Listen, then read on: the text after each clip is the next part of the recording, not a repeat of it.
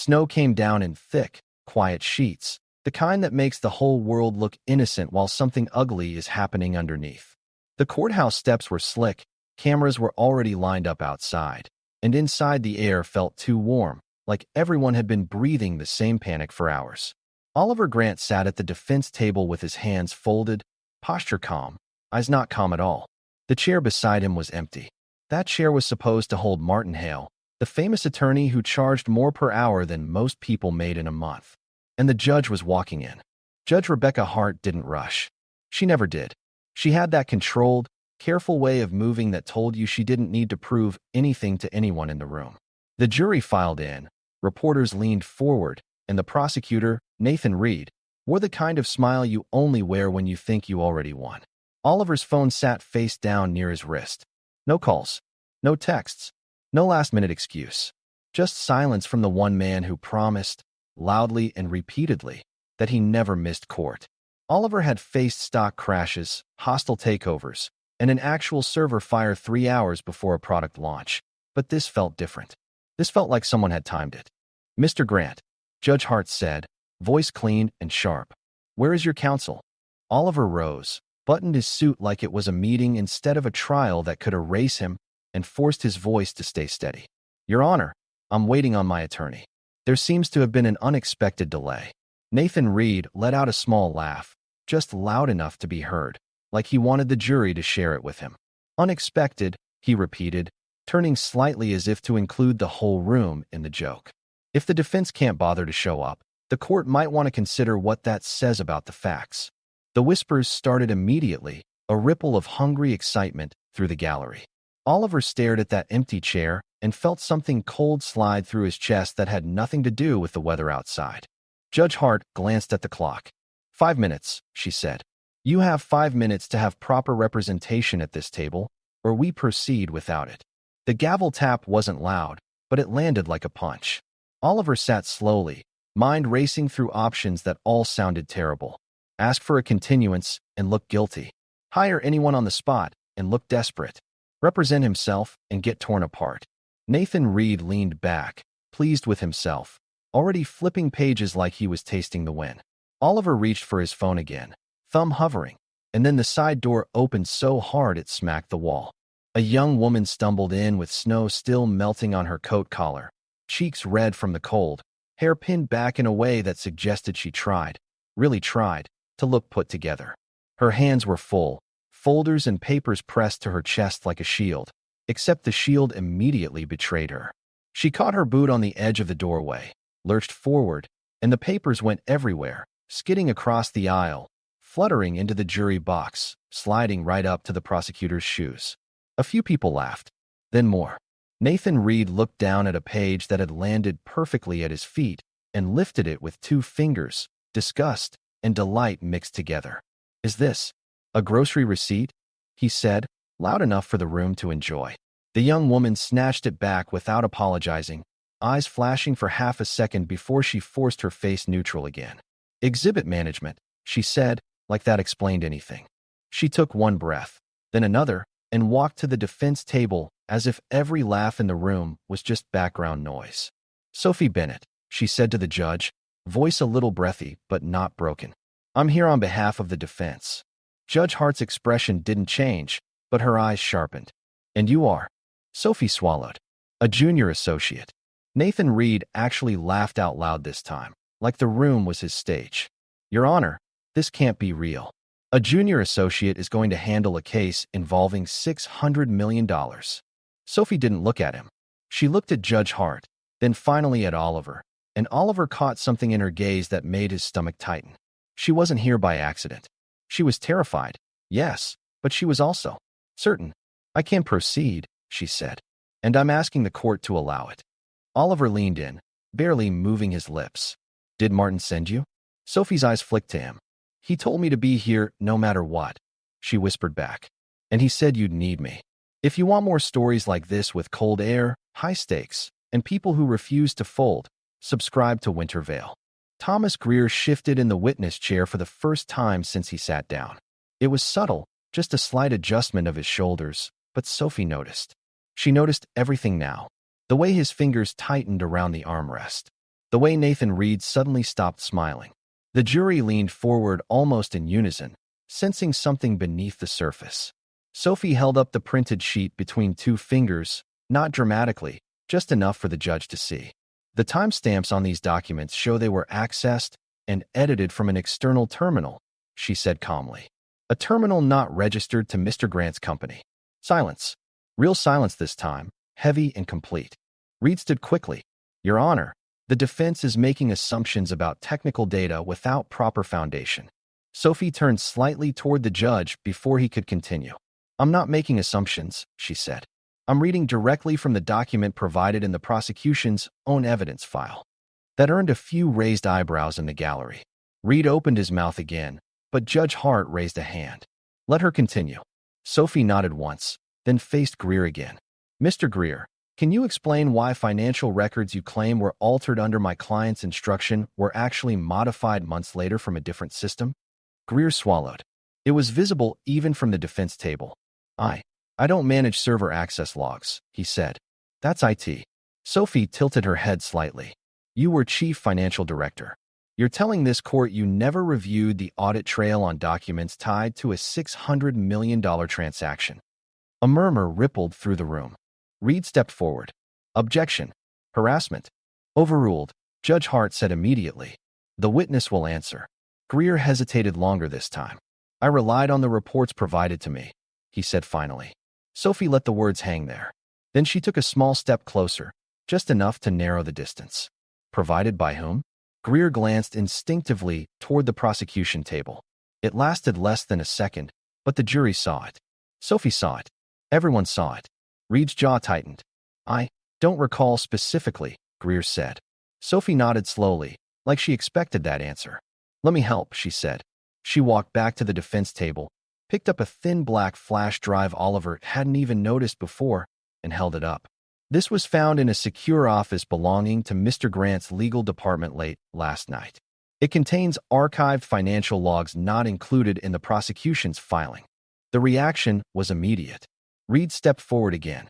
Your Honor, the defense cannot introduce last-minute digital material without verification. Sophie didn't raise her voice. Which is why I'm requesting the court's permission to have the files reviewed on record, she said. If they support the prosecution's claim, we'll all see that clearly.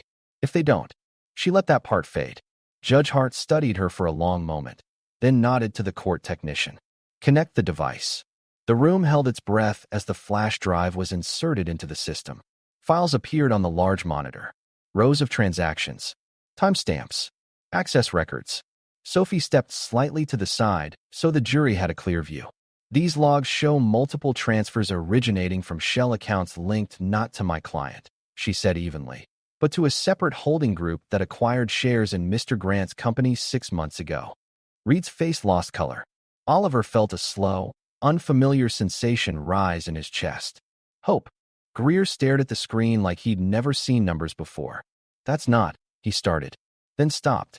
Sophie turned back to him, voice almost gentle. Mr. Greer, did anyone ever ask you to sign off on documents you didn't personally verify? He didn't answer. Judge Hart leaned forward slightly. The witness will respond. Greer's composure cracked then, just enough for the jury to notice. I signed what I was told was accurate, he admitted. The courtroom erupted in low murmurs before the gavel struck. Sophie didn't react. She simply returned to her seat beside Oliver and placed the flash drive on the table. He leaned toward her, voice barely audible. Where did you get that? Sophie kept her eyes forward. Someone wanted the truth found, she whispered, and I think they're in more danger than we are. The courtroom never fully recovered its balance after that moment. Even when the judge called for a short recess, the tension stayed in the air like static before a storm. Reporters rushed out to file updates, their voices low but urgent, and the jury filed out with expressions that had shifted from curiosity to suspicion. Sophie remained seated for a few seconds after everyone else stood, fingers resting lightly on the closed laptop in front of her. Oliver watched her carefully. She didn't look relieved. She looked more alert than before, like someone who had just confirmed a suspicion rather than scored a victory. Where did that drive really come from? Oliver asked quietly once the room had mostly cleared. Sophie hesitated just long enough to be noticed. Then she leaned slightly closer, lowering her voice. "It was delivered to my apartment door this morning," she said. Oliver felt something tighten in his chest. "Delivered by who?" Sophie shook her head. "No name. Just a small envelope and a note that said, 'He couldn't come. You'll understand.'" She paused. It was signed with Martin's initials. Oliver sat back slowly. His missing lawyer. A flash drive appearing out of nowhere. Evidence that could dismantle the prosecution. None of it felt random anymore. "You think he's in trouble?" Oliver said. Sophie met his eyes for a second. "I think he knew he wouldn't make it to court," she replied. Before Oliver could ask anything else, Sophie's phone buzzed softly on the table. She glanced down without thinking. The color drained from her face so quickly it was impossible to miss. "What is it?" Oliver asked. Sophie didn't answer immediately. She tilted the screen away, but not fast enough. Oliver caught a glimpse of a photo. A living room. Warm lighting. A familiar armchair. And a figure standing just outside a window. Watching. Sophie locked the screen and slipped the phone into her bag with a controlled motion that didn't match the panic in her eyes. "Spam," she said too quickly. Oliver didn't believe her. Not for a second. "Sophie," he said quietly. She exhaled, long and slow, like she was deciding something. "It's my brother's apartment," she whispered. That photo was taken from inside. The noise of the courtroom returning filled the space before Oliver could respond. Doors opened. Voices echoed. Judge Hart stepped back onto the bench, and the session resumed like nothing had happened. But everything had. Sophie sat straighter now, shoulders set in a way that suggested she'd crossed an invisible line. Nathan Reed rose for the prosecution's next move, but some of the confidence had slipped from him. He introduced new security footage, claiming it showed Oliver entering a private meeting tied to the alleged financial transfers. The video played on the large screen. Grainy lobby footage. A timestamp blinking in the corner. Oliver entering a building. Speaking to two men. Walking toward elevators. Reed folded his arms with satisfaction. "The defendant," he said smoothly, "in direct connection with the accounts in question." The jury watched closely. Sophie didn't react at first. She studied the footage with intense focus, eyes moving across details most people would ignore. The timestamp. Reflections in the glass doors. The position of a wall clock near the reception desk. Oliver saw the moment something clicked in her mind. She stood before Reed, even finished speaking. "Your Honor," she said. "The defense requests a pause." Reed frowned. "On what grounds?" Sophie pointed calmly at the screen. "The timestamp shows 9:42 p.m., but the lobby clock behind my client clearly reads 6:15. The room went silent again. Reed blinked. "Wall clocks can be incorrect." Sophie nodded lightly. "They can. But this one matches the reflection in the front window. Sunset. That angle wouldn't exist at 9:42 p.m. in winter." A few jurors exchanged looks. Sophie took one more step forward. "Either my client can be in two places at once," she said quietly, "or this footage has been altered." Reed's composure cracked for the first time. "Objection. Speculation." Judge Hart leaned forward slightly. "The court will request original footage directly from the building's security provider," she said. "Until then, this video will be considered unverified." The gavel tapped once. Reed sat down slowly, color fading from his face. Sophie returned to her seat beside Oliver, but the tension inside her hadn't eased. Her phone buzzed again inside her bag. She didn't check it. She didn't need to. Whoever had sent that photo wasn't done. And now they knew she wouldn't back down. Oliver leaned closer, voice low. "You're not just defending me," he said. Sophie kept her eyes forward. "No," she replied quietly. "Now I'm surviving too." By the time the afternoon break was called, the courthouse felt less like a building and more like a pressure chamber. Every hallway carried whispers. Reporters spoke in low, urgent voices. People who had never cared about Oliver Grant's company suddenly cared very much. Sophie stepped into the side corridor near the restrooms, finally alone for the first time in hours. Her hands trembled as she pulled her phone from her bag. 3 new messages from the same unknown number. No text, just photos. The first showed her brother's kitchen table. The second showed his front door. The third showed a silhouette standing inside the hallway, as if whoever sent it wanted her to know they could step into any part of her life without asking. She pressed the phone against her forehead and forced herself to breathe.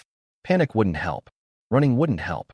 Whoever was behind this had already planned every move carefully. A final message appeared. One sentence. Walk away from the case, and your family stays untouched. Sophie closed her eyes. For a second, she imagined leaving. Imagine stepping back into a normal life where the worst thing she handled was contract disputes and late-night emails. Then she pictured Martin Hale's handwriting on that note. He couldn't come. You'll understand. He hadn't sent her into this blindly. He'd trusted her. And someone out there was counting on her to be afraid enough to quit. Miss Bennet. Oliver's voice echoed softly from the end of the corridor. She straightened immediately, slipping the phone away before he reached her. He stopped a few feet away, studying her expression. You look like you just saw something you wish you hadn't, he said quietly. Sophie forced a small smile that fooled no one. Courtroom lighting, she replied. It's unforgiving. Oliver didn't move. He didn't push either. He simply stood there, watching with a calm patience that made lying feel heavier than it should. If someone is trying to scare you, he said finally, voice low enough that it wouldn't carry, I need to know. Because if they're targeting you, they're targeting this case. And if they're targeting this case, they're targeting me. Sophie looked at him then, really looked, and saw something she hadn't expected. Not just concern, responsibility. Before she could answer, a sudden crash echoed from the main courtroom. Raised voices followed. Both of them turned at the same time. When they stepped back inside, the atmosphere had shifted completely.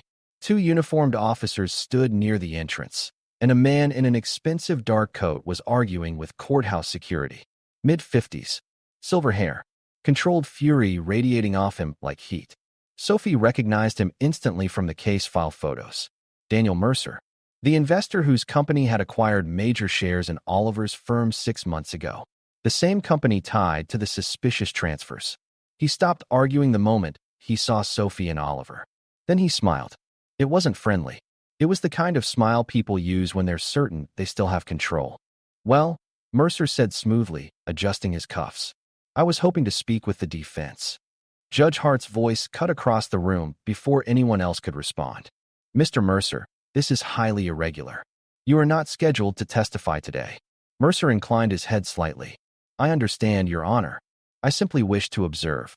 His gaze shifted back to Sophie. It lingered just long enough to feel intentional. A quiet warning wrapped in politeness. Sophie held his stare without blinking. If he expected her to shrink, he'd chosen the wrong person. But inside, her pulse hammered. He knew. About the drive. About the missing lawyer. Maybe even about the messages. Mercer took a seat in the gallery, crossing one leg over the other like he was attending a theater performance. When proceedings resumed, the tension sharpened. Reed tried to regain momentum with another witness, but the rhythm was off. Too many cracks had formed. Too many questions hung unanswered. Sophie listened carefully, taking notes she barely needed, her attention split between testimony and the man seated quietly in the gallery. At one point, she felt her phone vibrate again. She didn't look. She didn't have to. The message came through anyway, lighting her pocket with a soft glow she could feel. You're braver than expected. That can be dangerous. Sophie kept her face perfectly still. On the outside, she looked like a lawyer reviewing documents. On the inside, she understood something clearly. This wasn't just about money anymore. This was about control. And someone in that room had already decided she was a problem. The air outside had turned sharper by late afternoon, the kind of cold that bites your lungs when you breathe too fast. Court adjourned for the day with tension still hanging thick in the room, and Sophie stepped out through the side exit to clear her head. Snow crunched under her boots. The sky was already dimming, gray and heavy. She pulled her coat tighter around herself and tried to slow her thoughts. The flash drive. The altered footage. Daniel Mercer sitting in that gallery like he owned the building. And the messages. Always the messages. She took out her phone again, this time ready to face whatever was there. One new photo. Her brother standing at his apartment door. Alone. The message beneath it was simple. He leaves for work at 7:12 every morning. Creature of habit. Sophie's breath stalled. They weren't bluffing. They were studying. Tracking. Waiting. A wave of anger rolled over the fear, hot and steady. She typed quickly. Stay home tomorrow. Call in sick. Lock everything. Don't ask questions. She hit send before she could second-guess it. A car engine roared suddenly somewhere in the parking lot, tires skidding slightly on icy pavement. Her head snapped up just in time to see a dark SUV swing wide around the corner far too fast. For one suspended second, she froze. The vehicle didn't slow. It angled toward the walkway where she stood. Her mind screamed move, but her legs lagged half a beat behind. Then a hand grabbed her arm hard and yanked her backward. She stumbled, lost her footing, and fell against someone's chest as the SUV shot past the curb, missing her by inches before correcting and speeding toward the exit. The taillights vanished in a blur of red against white snow. Sophie's heart pounded so violently she could hear it in her ears. She looked up. Oliver's hand was still gripping her arm, knuckles white. "Are you okay?" he demanded, voice low but intense. She nodded, though her breath came uneven. "That wasn't random," she said. "It wasn't a question." Oliver didn't pretend otherwise. "No," he replied. "It wasn't." They stood there a moment longer, both staring at the empty road where the SUV had disappeared. The courthouse doors opened behind them and people spilled out, unaware of how close something terrible had just come. Sophie pulled free gently, trying to steady herself. "They're escalating," she whispered. Oliver studied her face carefully. "Then we escalate back," he said quietly. "You're not doing this alone anymore." That night, instead of returning to her small apartment, Sophie sat across from Oliver at a long conference table in his company's secured office. The building was nearly empty, lights dimmed except for the room they occupied. Oliver had called in his head of internal security, a former federal investigator named Grant Ellis, who now stood at the far end of the table reviewing Sophie's phone. "These messages are routed through masked servers," Ellis said calmly. "But whoever's behind it is confident. That's their weakness." Sophie folded her hands tightly in her lap. "My brother," she said. "He's the leverage." Ellis nodded once. "We'll assign private security immediately. Discreet. They won't even know they're being watched." Oliver leaned back slightly, watching Sophie rather than Ellis. "Why you?" he asked quietly. "If Mercer wants me gone, he goes after me. Why target you?" Sophie thought of Martin Hale again, of that envelope, of the flash drive. "Because I wasn't supposed to be here," she answered. "I wasn't part of their plan. I'm unpredictable." Oliver's expression hardened in a way she hadn't seen before. "Then we make sure they regret miscalculating." For the first time since morning, Sophie allowed herself a small exhale. Fear was still there, but now it was shared, balanced, and that made it survivable. The next morning, the courtroom felt different. The gallery was packed even tighter than before. News of the attempted hit in the parking lot had spread quietly through the building. Daniel Mercer sat in the same seat, composed as ever, but there was a stiffness in his posture that hadn't been there the day before. Judge Hart entered exactly at 9. No delay, no wasted motion. "We will proceed," she said firmly. Reed stood to continue the prosecution's argument, but the momentum was gone. His voice lacked the earlier smoothness. Sophie waited, patient, controlled, letting him finish. When it was her turn, she rose slowly and held up a printed sheet. "Your Honor," she said clearly. "The defense calls a financial analyst to the stand." A young man stepped forward from the back row, nervous but steady.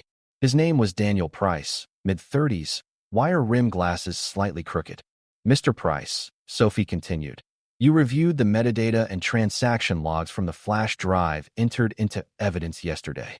He nodded. "Yes." She gestured toward the screen. "Can you explain to the court what you found regarding the offshore accounts?" Price swallowed once and then spoke. "The transfers originated from a holding company that routes through Mercer Capital's secondary account." A ripple of sound swept through the room. Sophie didn't look at Mercer. She didn't need to. "And the authorization signature on those transfers?" she asked. Price hesitated only briefly. "It matches Daniel Mercer's executive clearance code." The silence that followed felt electric. Reed stood up too quickly. "Objection." Judge Hart raised her hand without looking at him. "On what grounds?" Reed faltered. "Speculative authentication." Sophie turned slightly. "The authorization code is verifiable through internal audit records," she said calmly. Records the prosecution did not disclose. Judge Hart's gaze shifted slowly toward Mercer in the gallery. He didn't flinch, but the control he wore so comfortably had cracked, just slightly. Sophie returned to her seat beside Oliver, heart racing but face steady. The line had been drawn. Publicly. Clearly. And this time, Mercer wasn't the one steering the narrative anymore. Snow had slowed by the next morning, falling in lighter, quieter flakes that barely made a sound when they touched the courthouse steps. Inside, though, nothing felt quiet. The room was packed beyond capacity. Reporters filled every available seat. Even the hallway outside hummed with anticipation. Word had spread overnight. Financial links, altered footage, an attempted hit in the parking lot. By the time Judge Hart entered and called the session to order, the entire building seemed to be holding its breath. Sophie Bennett sat beside Oliver Grant, back straight, hands calm on the table. Inside, her pulse beat steady and strong. Fear had burned away sometime during the night. All that remained was focus. Nathan Reed stood slowly for the prosecution. He looked tired for the first time since the trial began. His usual confidence had thinned, stretched too far. He spoke carefully, trying to regain ground, presenting closing arguments that leaned heavily on doubt rather than certainty. But the room no longer leaned with him. Every juror had seen the metadata. Every person in that gallery had heard Daniel Price's testimony. And Daniel Mercer, sitting rigidly in the front row, knew it. Sophie watched him without turning her head. He hadn't looked at her once since that moment. Not once. That told her everything she needed to know. When it was her turn, she stood slowly and stepped forward. She didn't carry a thick stack of notes. She didn't need them. "Your Honor," she began, voice clear and grounded. This case was supposed to end before it began. A missing lawyer. Altered evidence. Pressure applied quietly, and then not so quietly. A ripple moved through the room. She didn't rush. But facts don't disappear just because someone powerful wants them to. And the facts are simple. The financial alterations attributed to my client were created months after the dates claimed. They originated from external accounts tied directly to Mercer Capital. The video footage presented as proof was manipulated, and attempts were made to intimidate anyone who might uncover that truth. She let the silence settle around her words. This wasn't a mistake. It was a construction, and it failed. Judge Hart watched her closely. So did the jury. Sophie took one more breath and delivered the final line without raising her voice. "My client isn't the architect of fraud in this room. He was the target." Then she returned to her seat beside Oliver and sat down. For the first time since this began, she allowed herself to feel the weight of everything that had happened. The threats, the near miss in the parking lot, the missing lawyer who trusted her, the quiet certainty that walking away had never been an option. Oliver's hand rested briefly over hers under the table. Not a gesture for anyone else to see, just acknowledgement. Judge Hart adjusted her glasses and looked over the courtroom one last time before speaking. After reviewing all presented evidence and testimony, she said evenly, "This court finds insufficient grounds to proceed against Oliver Grant. All charges are dismissed pending full investigation into the falsified materials and financial irregularities uncovered during this trial." The words landed like thunder. A wave of sound rolled through the gallery. Reporters stood. Cameras flashed. Oliver exhaled sharply beside her, tension finally breaking from his shoulders. But Judge Hart wasn't finished. She turned her attention toward the gallery. "Furthermore," she continued, voice sharper now, "the court formally recommends federal investigation into Mercer Capital and associated parties for evidence tampering, obstruction, and conspiracy." All eyes turned toward Daniel Mercer. For a second, he remained seated, expression frozen between disbelief and fury. Then two federal agents stepped forward from the side aisle. The movement was quiet but unmistakable. One of them spoke calmly as he approached. "Daniel Mercer, you are under investigation for conspiracy to obstruct justice and financial fraud." The room erupted. Mercer stood abruptly, face flushed, but the agents closed in with practiced efficiency. Cameras flashed wildly. Voices rose. Through it all, Sophie remained seated, watching with a strange sense of stillness. Not triumph, not revenge, just closure.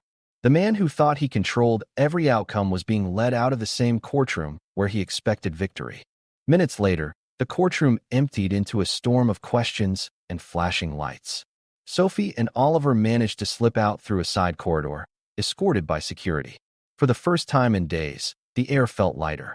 Outside, fresh snow reflected the pale afternoon light, covering the city in a quiet, clean blanket. They stopped at the top of the steps without speaking. Oliver finally turned to her. "You didn't just save $600 million, he said softly. "You saved me." Sophie gave a tired but genuine smile. "You would have done the same," she replied. He shook his head once. "No," he said. "I would have hired someone brilliant.